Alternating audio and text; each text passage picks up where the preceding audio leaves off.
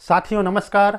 आज हम लोग सभी प्रतियोगी परीक्षाओं की दृष्टिकोण से राजनीति शास्त्र के अर्थ और इसकी प्रकृति का अध्ययन अत्यंत महत्वपूर्ण तथ्यों के साथ करने का प्रयास करेंगे। साथियों, यह विषय टीजीटी और पीजीटी की परीक्षाओं के लिए भी अत्यंत महत्वपूर्ण है और इसमें से पर्याप्त महत्वपूर्ण प्रश्न अवश्य ही आते हैं। दोस्तों, उम्मीद करता हूं आपने चैनल को सब्सक्राइब कर लिया होगा। साथियों, चलिए बिना समय बर्बाद किए विषय की शुरुआत करते हैं।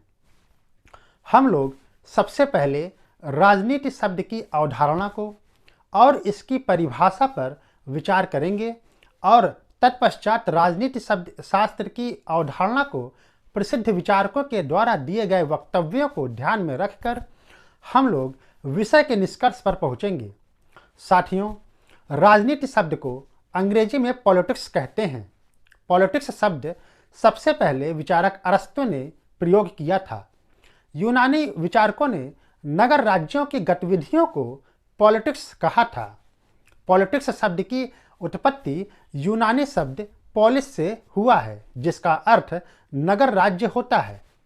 विचारक गार्नर महोदय कहते हैं, राजनीति शब्द का तात्पर्य उन क्रियाकलापों से है जिनका संबंध राज्य के मामलों के यथार्थ संचालन से होता है।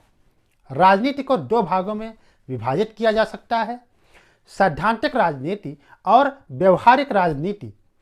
सैद्धांतिक राजनीति के अंतर्गत राज्य के सिद्धांत, सरकार के सिद्धांत, कानून निर्माण संबंधी संकल्पनाएं, योजनाएं इत्यादि आते हैं, जबकि व्यवहारिक राजनीति के अंतर्गत सरकार के वर्तमान स्वरूप, कार्यप्रणाली, कूटनीति, शांति, युद्ध इत्यादि आते हैं।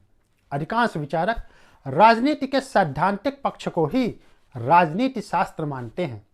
राजनीति शास्त्र सरकार का अध्ययन माना जा सकता है। विचारकों द्वारा राजनीति शास्त्र की कुछ प्रमुख परिभाषाएं प्रचलित हैं।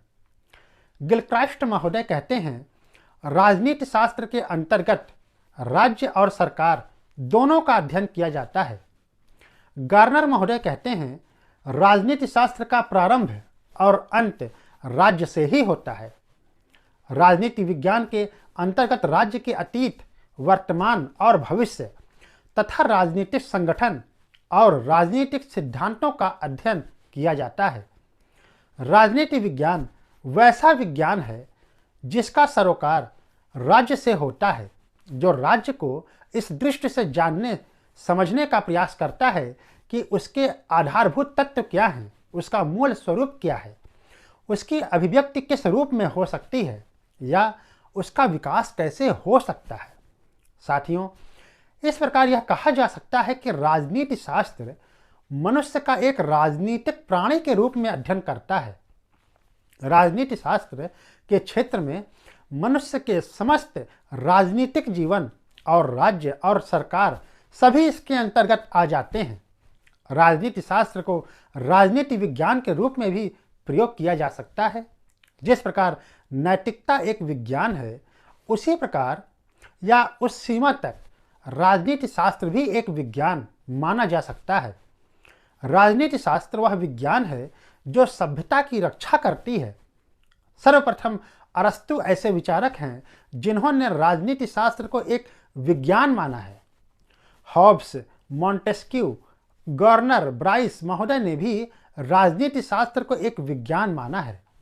निष्कर्ष के रूप में यह कहा जा सकता है कि राजनीति शास्त्र एक तथ्यात्मक विज्ञान न होकर एक आदर्शवादी विज्ञान है।